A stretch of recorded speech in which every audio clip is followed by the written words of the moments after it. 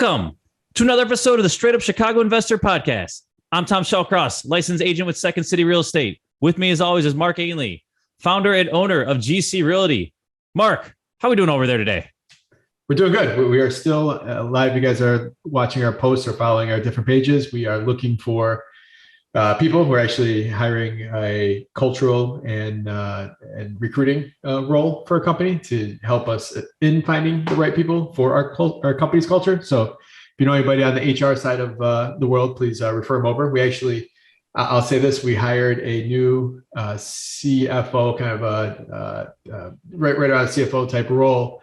And it came from a referral from the podcast. So I want to thank the people that keep referring people over when they hear our message about we're hiring. So I got another Jennifer Berger. She actually sent somebody over as well too, want to be in property management. So I appreciate all the listeners that follow us and refer people that are interested over. So that's great.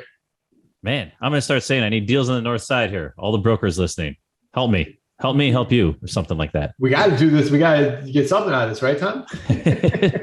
There we go. So let me ask you this question then. I'm stealing your line. That's your line. When obviously culture is important, whether you have one employee or 1,000, when does it make sense to hire someone who is specifically focused on that role?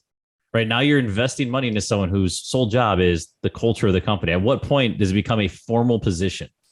Well, I think as the company is younger, you have somebody that might wear, even the owner might wear the kind of HR hat, and then you might outsource it to, maybe a part-time company that does it. And then, right now we're sort of using a fractional type company, and we'll kind of build that into this new hire. But what we're not getting from having that person on board is the cultural piece and the recruiting piece. We have a recruiter, they do a lot of the follow-up and stuff like that, but they're not truly recruiting by definition. So it ends up, he's kind of growing to that role. And for us, we're at 56 or 57 people right now. So I think it's funny. It's really cool how it evolves, how you go. I mean, it was me 10, 12 years ago that did all that stuff. I wouldn't call myself HR. If anything, I would have had to fire myself at that point. But it was me wearing all those hats or trying to figure out who I could just hand off these little type errands for HR and so forth to make sure that we stay compliant. All right. Good stuff. Some scaling tips here. Yes. We're branching out. So going back to our roots though, what's the housing provider tip of the week? Housing provider tip of the week is around pest control. I see a lot of pro formas, and if you're buying a 2-flat or a 3-flat in the city of Chicago, you have to at least have the mindset that there could be potential pest control for your property. I think pest control ends up being very, if you have a bigger building, I think you have to have some sort of routine just because you never know at what point or what's growing as far as an issue goes.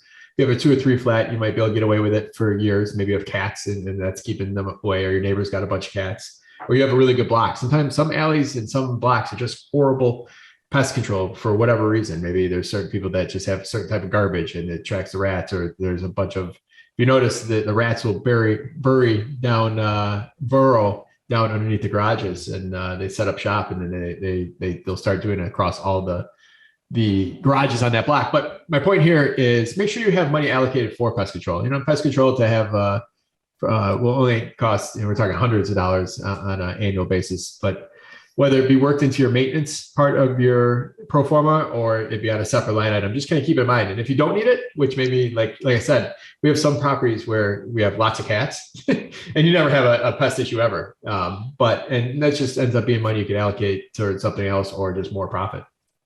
Yeah. Even when you're finishing up a rehab and you're going to rent the thing out, like we almost do like the CHA inspection where you just foam everything. Like anytime there's a little gap, you might not have anything in there now, but you never know what's going to come from the neighbor.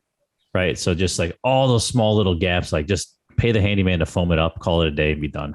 Yeah, definitely. And they say, this is always the fun fact of a mouse can fit through anything that's the size of like a nickel. So if you have a little hole that's a nickel size, a mouse can find its way. They have very little bones that they can work their way through. Yeah. So fun stuff finding that, when your tenant's calling you at 10:30 at night, just pay for the foam. Well, think about this from a customer service standpoint. There's people out there that some people just don't care. You might have a unit that you have a horrible mouse issue, but people just don't care. They live in the city their whole life. They're used to it. But then as soon as that person moves out, that next person's never lived in the city. They've never been, they're terrified, and they're going to be your worst nightmare as far as calling you 24/7 until you solve that problem, threatening to call the city and so forth. So it's kind of crazy how just the tolerance of certain people and your tenants, you might be getting away with it just for that reason. You might even have an issue, you just might not even know it yet. Yeah. Cool. Let's bring in today's guest. All right. All right. So today's guest, and we apologize, we had to reschedule a few times, which is, we're usually pretty good about this. So he's been patient with us, but been trying to get him on for a while. We both have bought properties from him and his company. But today's guest started in real estate in 2002. So we are over 20 years in the industry. Has worked in investments here in Chicago, Florida, Texas. He's been with Networth Realty since they opened their doors in 2008. So you're almost at the 15-year anniversary coming up here. He's Correct. currently the general manager of the Networth Realty of Chicago, specializing in wholesale residential real estate market. So everyone out there saying they can't find deals, here's the person to talk to. So without further ado, Joe Sevcik, welcome to the show. How are you doing today, Joe? I'm doing great. I appreciate you guys having me on. It's tough to follow rodent talk, but I'll do my best. Yeah, it's a real high bar for you, dude. Yeah, exactly. So, but yeah, thank you for having me on. We're excited to have you because, Networth Realty is a lot different than, the typical brokerages out there. So for someone who hasn't heard of you guys, give us the 2-minute high level. What is Networth Realty? So Networth Realty is a nationwide brokerage. We specialize in distressed real estate, primarily residential real estate. So we go out and we beat the streets, and our biggest value add is leveraging an investor's time with prepackaged off-market deals. So, we take, a lot off an investor's plate and can be another feather in their cap when they're looking for their next project or their next rental. Got it. So you say you guys beat the streets. Let's dive in here, right? Because I'm just very impressed with this model of, you guys are very proactive, very, very out there making things happen. So a typical day in the life, what are some of the things that you guys are doing to actually bring in leads to then hand over to investors and make everyone happy?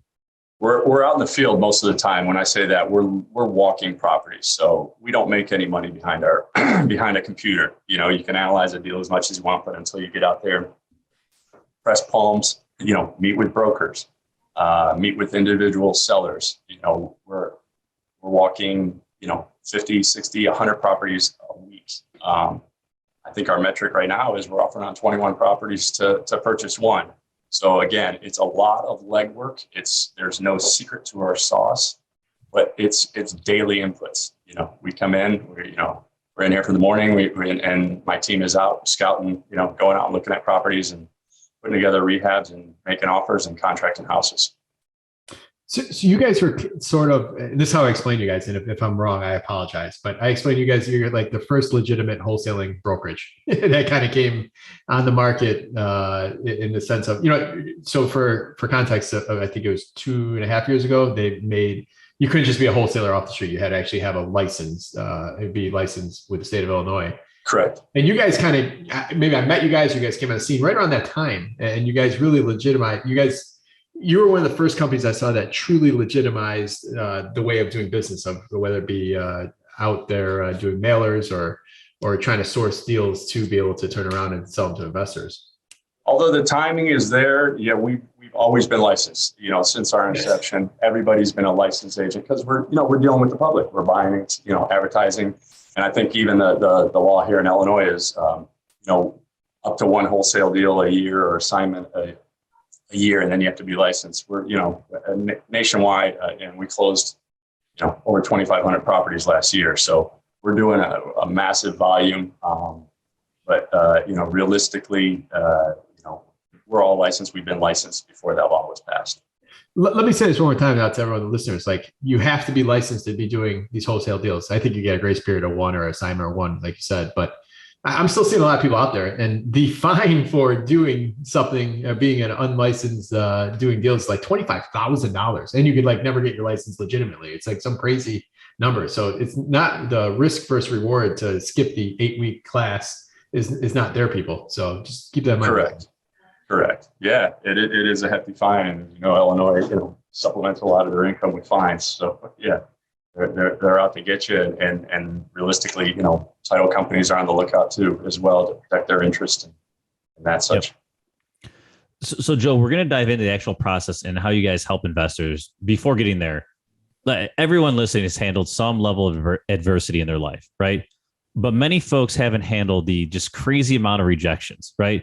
Offering on one to get 21, or offering on 21 to get one. I mean, how many doors you're knocking on to get to 21?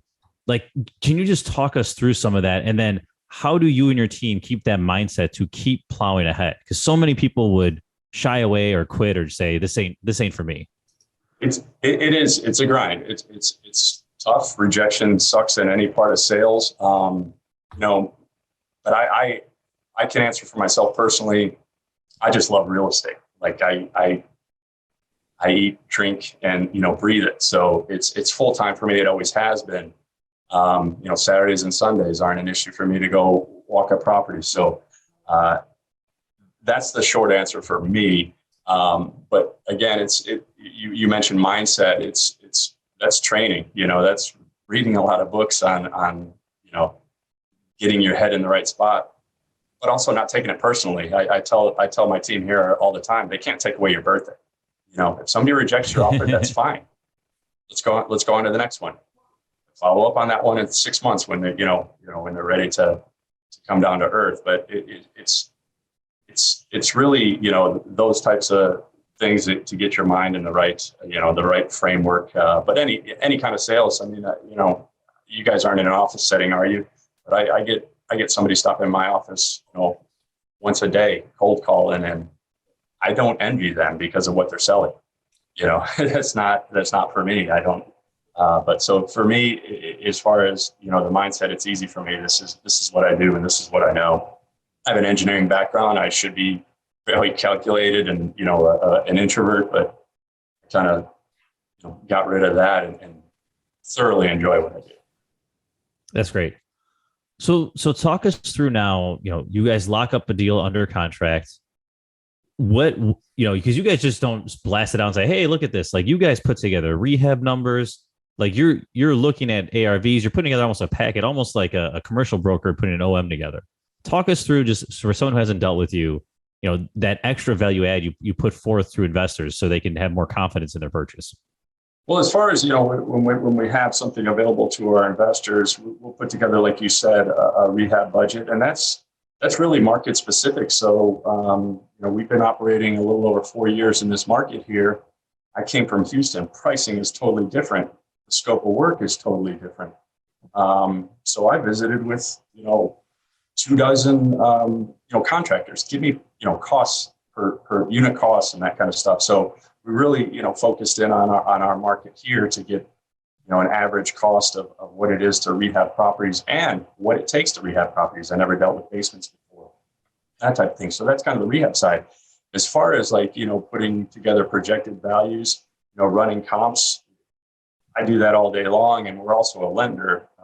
We have a sister company, 212 Loans. We're also a lender. So I have to be conscious of our values there and not inflating a value just to get a deal, into investors' hand. And, we try to be conservative and put on a good number, take a lot of looks at what's active in the market right now. What's your competition when you come out of the ground, or, when you come to sale?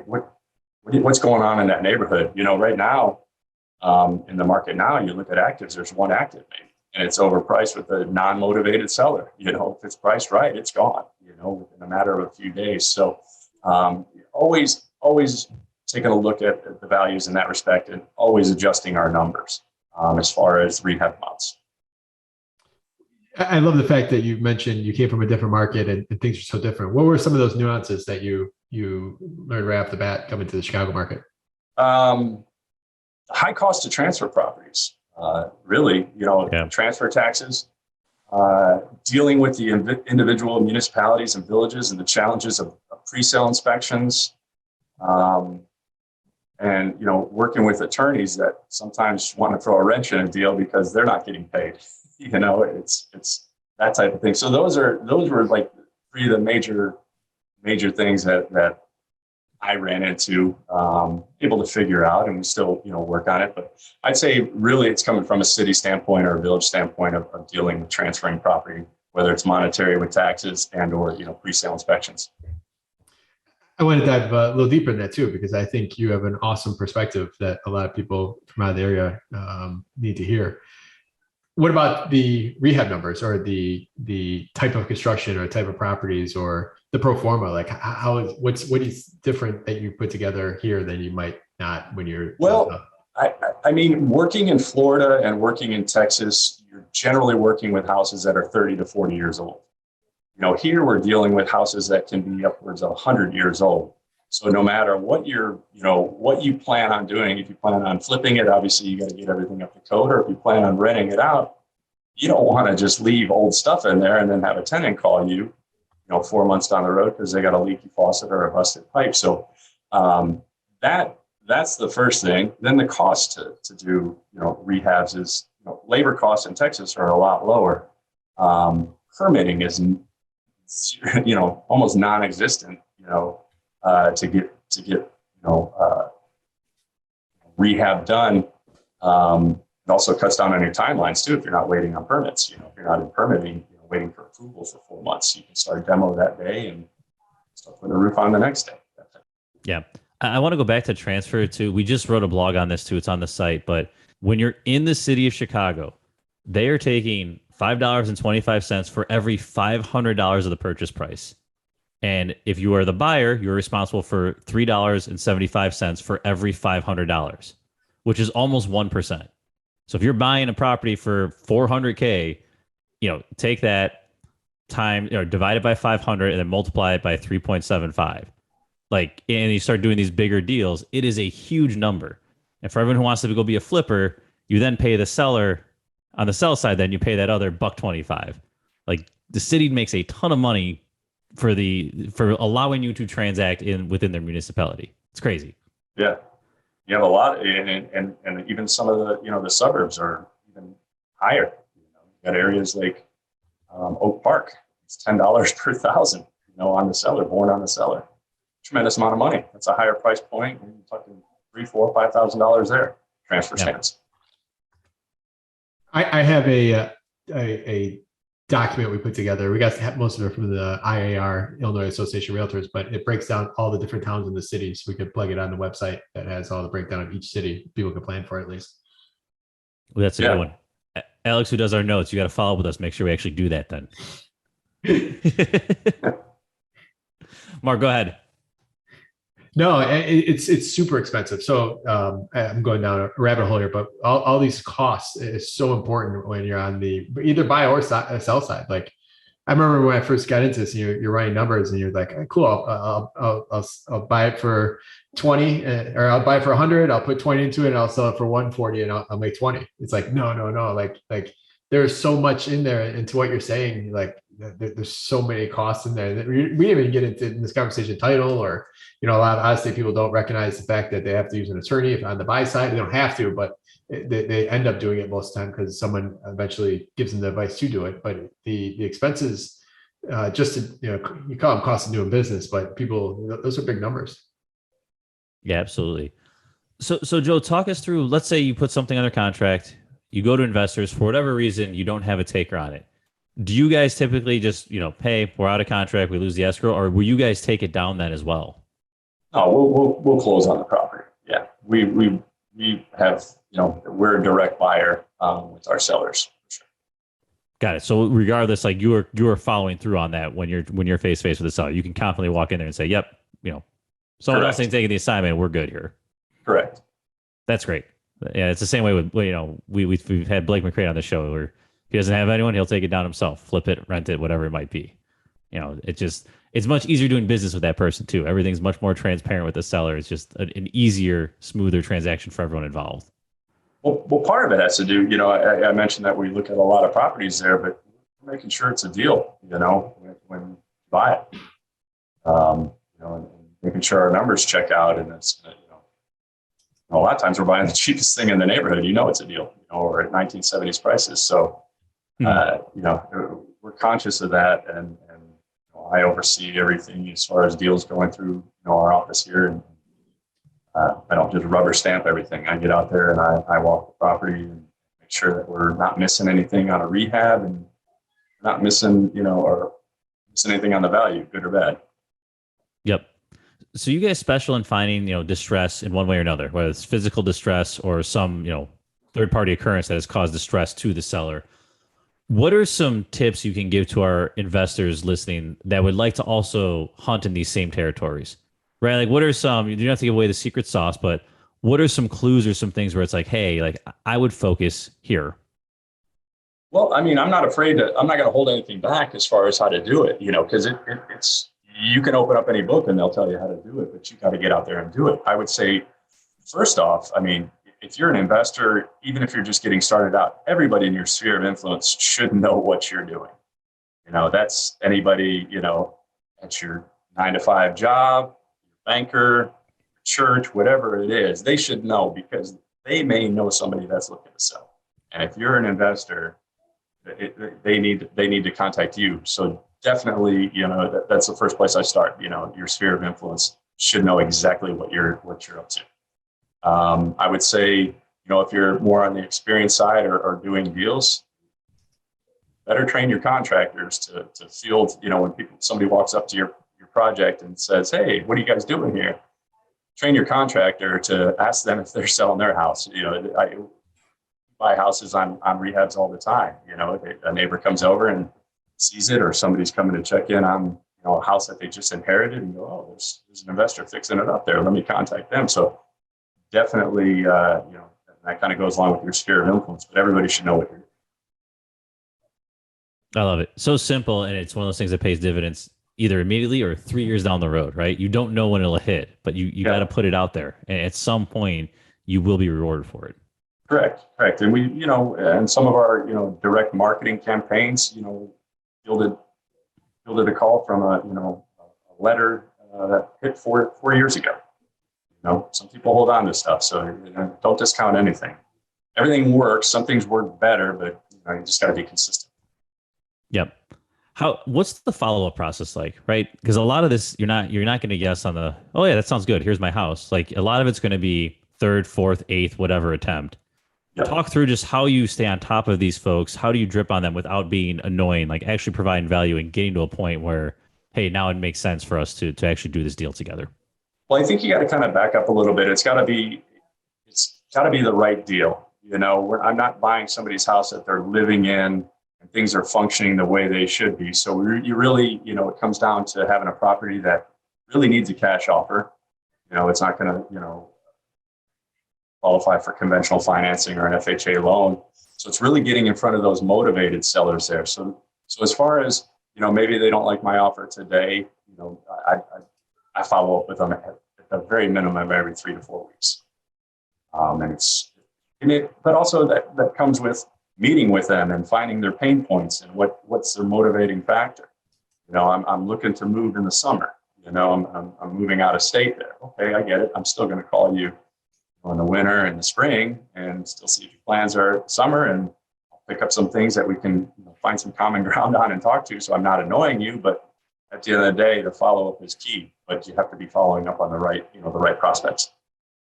I love it. Rapport. So you said a couple of times, expectations and rapport. So you're going to kind of give them an idea of when you're going to follow up with them. So it's not like, oh God, that guy just called me again. When's he going to stop? But the person saying, oh, that's right. It must be spring already. He's calling me again. Yeah. And then you said that, common ground. I mean, people want to do business with people that they like, even in that type of relationship. So I love how you guys do that. Absolutely. Yeah. It's creating relationships. It is showing value, and like I said, finding somebody's pain point. What if they don't want to trash out the house? Okay, we'll buy it with everything in there. It's as simple as that. Or I got to get my sister on board to sell this house there. Okay, well, let's get her on the phone and find out. I'll talk to her.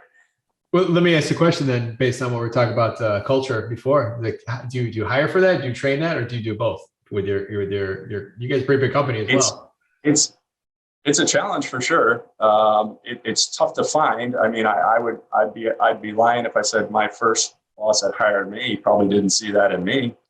I came from an engineering background, so I was kind of an introvert. So, but he gave me a set of tasks to do, and I finally followed him, and did it. So, but I'm I've taught myself, to, reading a lot, or I should say listening to audiobooks a lot, and retraining my brain and finding, like I said, finding common ground with somebody there. But going back to your question there about the culture here, everything works with what we do and what we have laid out for our associates here to follow. Not every personality is the same, so I don't hire for that personality, because I can work with somebody that's willing to put in the time and do it, as we have it laid out. Now, your conversations might be different, based on your personality, but that doesn't matter. If you're consistent, it works. Some people could just get there faster. That's all. Tom, I'm going to send you a test. I want to know if you're an introvert or extrovert. What do you think you are? I'd probably label an extrovert. I don't know. I've taken all these different tests online, and I am an introvert. Like I like, as much as I'm outgoing and I talk and do stuff like this, like it tires me at the end of the day. I think that's the difference. People can do it. It's a different level of energy you feel at the end of the day after you have to do it. I was surprised. Yeah, the more I'm thinking about it, I'm definitely in the extrovert category. Like my senior year of college, the internet wasn't working and I didn't have a TV, and I just rolled with it. Just went into everyone else's rooms, whether they wanted me there or not, like in the house. Like I just needed to be around other people and not be by myself. Maybe I have bigger issues than this question. Yeah.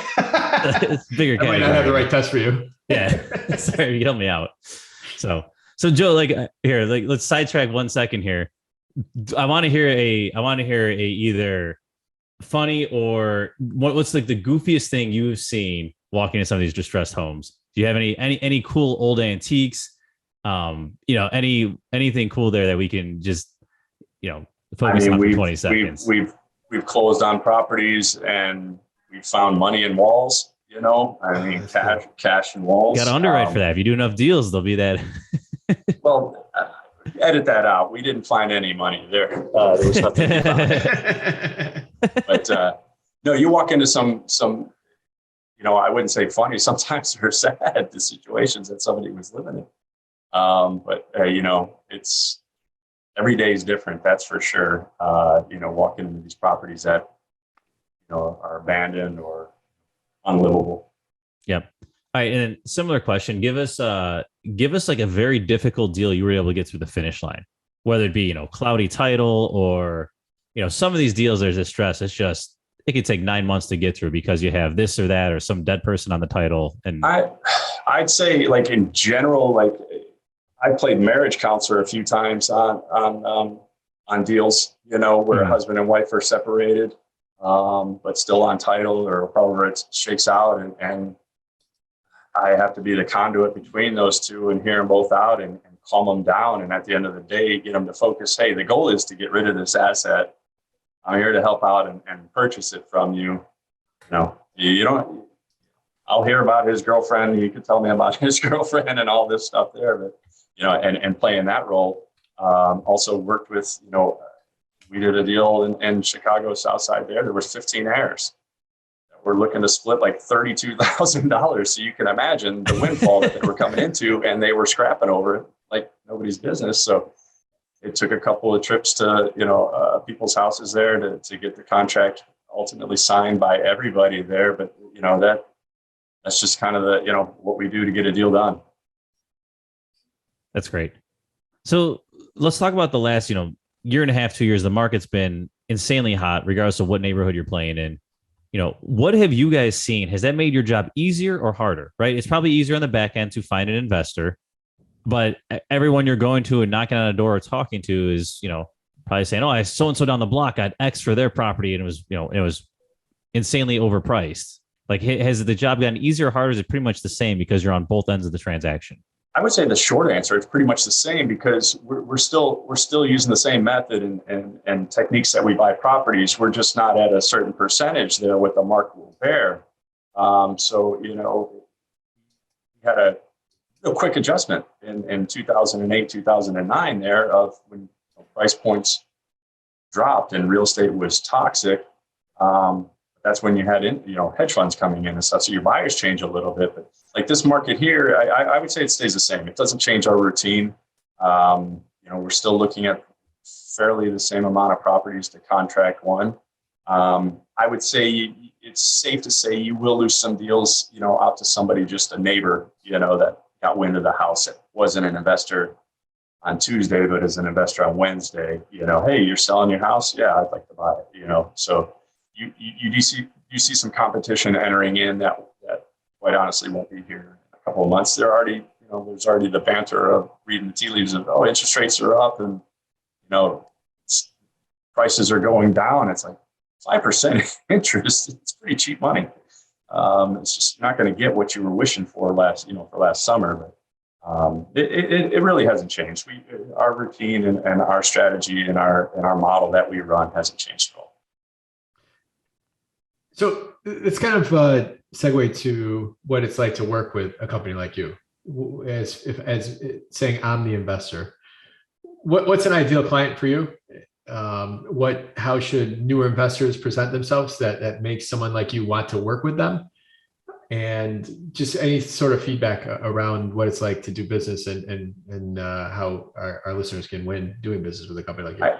I'll start if you're a new investor and I don't have to profess to be a cash buyer. If you're using a lender, let me know. Let me have a conversation with the lender so that they understand and make sure that they can perform and set you up for success rather than leave you at the closing table.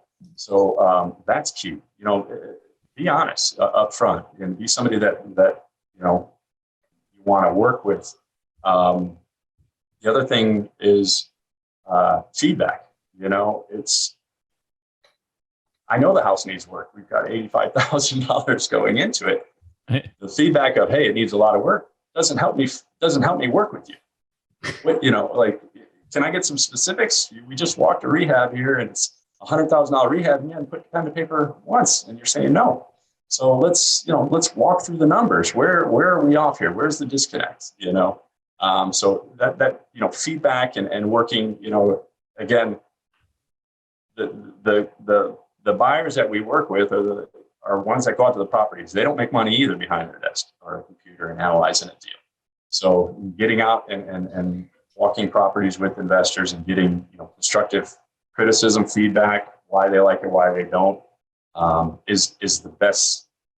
I would say our ideal client, but it's ones we have more success with because there's a relationship there, and you're not going to hurt my feelings. I don't take this personally when a deal's not in an area that you like, but let me know that I don't want to operate in this area because it's 32 miles from my house and it'll take me an hour and a half to get there to check on my contractor. So just that communication, I think, is one of the biggest things. You don't have to tell me, you're 600 houses.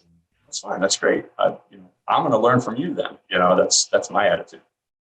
I love it. Rapport again. And then also what you said, we've heard from multiple guests recently, is the whole, just don't try to come off as either someone you're not or someone more than you want to be in this relationship. So it's great if you have 600 houses, but let's do this deal together and let's see where it goes. Just not having to flash those 600 houses and just kind of being real and not, pompous is the right word. Yeah, or a jerk. Don't be a pompous jerk. or a jerk. So we've heard that from multiple different vendors. And I think the initial human reaction is like, oh yeah, I'm going to give you so much business and just help me get this, or you got to work with me because of blank. And I think being real will get you much further. You may get a couple people that doesn't impress and you might not get to work with because they might think you're going to waste your time, but there's different ways that you can demonstrate that you're not going to waste your time. Yeah. Yeah, exactly. Yeah. I want to go back to that rehab piece too. That's one of my favorite conversations actually, is if we can't do a property, just talking through like, hey, this is where you told me 100, I'm at 140. Right. And just talking, I actually enjoy those non-confrontational, just, hey, this is where I'm at. Yeah. Are we just high? We learn a lot from that. Joe, we walked that one property, Belmont, whatever, Troy, I think. Yeah. And we had this similar conversation of we ended up being $15K off from whoever bought it. And it was our dormer costs. We were cheaper on other things. We were higher there. You just get more market intel, right? Yeah. And then you start figuring out, okay, where are we compared to the market, whether we're right or wrong? Where are some areas where, it's going to be hard to compete here, or this is a sweet spot for us? It's free information for everybody. Yeah. But, and again, that dialogue that we had at that property and that input we get from investors helps me go out and negotiate properties. I mean, if if I've never done a dormer in the city of Chicago or navigated some part of permitting or, fire code or something like that, and you arm me with that, that's something I can go in and talk with a seller or a broker that's bringing me a property and say, this is why we have to purchase at this price. Yeah. Never stop learning. Joe, so give us an idea, like roughly, if you don't mind sharing, the Chicago division of Networth Realty, what was the volume last year? What are you on pace for this year? What does the future hold? Where are you guys headed? What are we going to start hearing about? The future holds is this market, to me, has tremendous potential. We've been here for a little over 4 years, which is a relatively small amount of time, in my opinion, to learn the nuances and markets and submarkets, of the city for sure. Growth. I mean, we're in a city, population, I guess over 4 million people in the city, and you ever fly in here, you see miles and miles of homes that are 100 years old. Everything can have value add. We finish out attics, we finish out basements to value add, and we're still a relatively affordable market. As far as nationwide, FHA loans are very prevalent here. So this market to me has tremendous potential. For me as an office, is continuing growth, bringing on more associates there and, widening our reach. Got it. It's amazing. I talked to somebody the other day and they said, they're from Chicago. And they're like, yeah, I'm kind of looking at Indianapolis. And like, I'm like, what are you doing? There's so many different corners of the city and so many different opportunities. And as a local person, you have so much of a head start on anybody else because you can learn pretty quickly the intricacies of the different corners of the city. So it amazes me how people that. And being local, you can network, a lot better and be more effective and get people out there looking for properties for you, whether it's other brokers, other wholesalers, bird dogs, mailman, whatever the case may be. That doesn't happen when you have an agent in Indianapolis sending you a listing and then you go, okay, let's offer on this, and you don't grow your business that way. Yeah, and I get, man, some people might have their competitive advantage there. They grew up there, whatever. But like a lot of times I feel leaving your local area to somewhere else, it's an excuse because you didn't, I should look for 6 months, didn't find anything. I'm going to go look here now. That's the problem, right? It's not that I'm doing anything wrong or that I'm giving up. It's, it must be easier to do deals here. No, it's hard everywhere. They're all different nuances. Like at the end of the day, like you just got to figure it out. Yeah. Buy it deep enough, you can make money in any market. Absolutely. So Joe, what if someone is interested in joining Networth Realty? Like, what are you looking for? You're talking about growing. We have a lot of people who are getting into real estate who might be looking to do, wow, this sounds like a great opportunity. Lay it out. Like, what are some of the things that you'd be looking for in someone in your brokerage? I really don't need real estate experience. I'll teach you, our model and how we evaluate houses and how we offer on properties and how we work with individuals looking to create wealth. So I can, it's one-on-one training. So I'm working with you day in and day out. I'm looking for people that, honest, have integrity, and aren't afraid to grind it out. And we talked about it earlier, not being afraid to be rejected, because this is going to be a lot of rejection, and whether it's in the form of an offer or, a buyer telling you to, don't send me over the deals in that area there. So not necessarily have to have thick skin, but it's, doesn't hurt. Awesome. Mark, anything else? No, I just I love the way you guys do business. I love how you guys carry yourselves, and you guys are very down to earth. I've personally bought, I think, 3 deals from you guys over the years, and I got a lot of respect for just how you guys do that side of the business, and it's pretty cool. Yeah, I appreciate that, and that's something I take a lot of pride in, and really, making sure we treat our buyers right. If the deal's not right, I can give you an example. We had a buyer of ours who got ill like 2 days before closing. Am I going to sue him to close the house? No, I understand things happen, and that, life happens sometimes. that side of the business, we'll just group it as a wholesaling type. That corner of it is got a bad name to it, and it gets a bad rep a lot of times. And there's a lot of people that make the really good ones like yourself look bad. Sure. And you guys just have such a professionalism too, and that's pretty cool. So I can't say enough good things about you guys. No, I appreciate that. Yeah, we work hard to instill that in our associates here, and it starts from the top. All right, you ready to wrap, Tom? Let's wrap. All right, let's do it. First question, Joe. What's your competitive advantage? How have you been able to do this and look so professional and everything I just said about you way better than everybody else? Numbers game, just run and gun. It's 24/7 with me because I love what I'm doing. I'm not selling water softeners and knocking on doors and a product I don't believe in. You know, the what we do can change people's, financial trajectory, to part-time investor and building a rental pool. So I have a passion for it. It's not work for me. It is work, but I don't think of it as work. I don't have a Monday morning, Sunday. I don't think about Monday morning. It's just another day. Yep. Also, the next LLC I started, it's going to be called Run and Gun. That's great. Just sets the right tone for what type of business it is. All right, Joe, what is one piece of advice you would tell someone that is yet to buy their first property here in the Chicagoland area? Well, let everybody that you know in your sphere of influence know what you're doing. Buy properties from them. Put it out there to the world. Good answer. All right. When you're not working 24/7, what do you do for fun?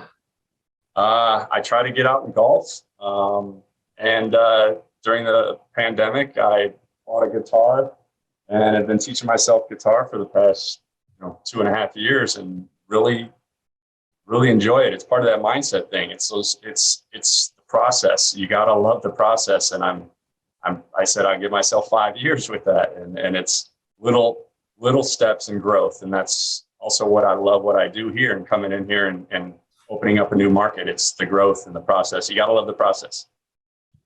Love it. Joe, what's a good book, podcast, or self-development activity that you would recommend to our listeners? Couple books. I mean, it's Rich Dad Poor Dad is always a good mindset one. It's also a good book for, in my opinion, parenting. It can help out there. How to Win Friends and Influence People. That helped me tremendously on being an introvert and getting out there and finding common ground with people. And then podcast, Straight Up Chicago Investors, of course. Woo! I just bought, they have a Rich Dad, I might get the title wrong, but it's like for teenagers. So I just bought that for he's 10, but hopefully he'll grow into it. But I also got the How to Win Friends and then The Richest Man in Babylon. So I just bought those 3 books for my son to hopefully, he says he wants to read them now, and it's great. I'm not expecting to, but he could just have them in his room for a couple of years, then read them. I'm down. There you go. Besides yourself, name one person in your local network that you'd highly recommend to other investors as a quality resource. I would say our lending arm, 212 Loans. We're a construction lender, so highly recommend them. Not only it's in-house, but easy to work with. Great. Joe, thanks so much. You've provided a ton of value to our listeners. How can they learn more about you? Is there any way they can provide value to you? Absolutely. If somebody's looking to work with one of our sales associates here and start receiving, off-market deals, they can reach out to me directly. If you want, I can leave my phone number or my email. Go for it. Throw that phone number out there. All right. I love it. 312-888-5130. Nice. And when I'm not fielding calls from, extending my warranty on my car, I'll take your call. They can also log on to our website, networthrealtyusa.com, submit their information there, and I'll have somebody reach out to you that way. Also further, if you are looking to, possibly a career in real estate, you can go on that website as well. And there's a careers tab there, and like nothing more to sit down with you and see if it's a good fit. Sounds good. Mark, who do we have potentially to win $100 for our friends from Renovo? We have Barry Kapkowski out of Park Ridge that bought something off of the Straight Up Chicago merchant store on our website. And he is we drew his name, and he could possibly win a $100 gift card sponsored by Renovo if I get this question right. All right, Barron's for you here. All right. So today's guest, Joe, is from the University of Central Florida. For my little LinkedIn research here. For our listeners who don't know where that is, it's just outside of Orlando. And roughly how many miles is it from the University of Central Florida to downtown Chicago? And Mark, I'll give you multiple choice here. Is it 900, 1200, 1600, 2100?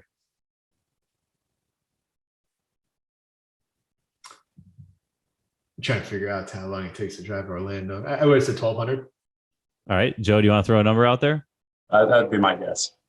1200, boys. Nice work. Bam. Barry, yes, we haven't had a listener win in a couple episodes. So Barry, congrats. We'll send you out, we'll connect with you and send you out a $100 gift card.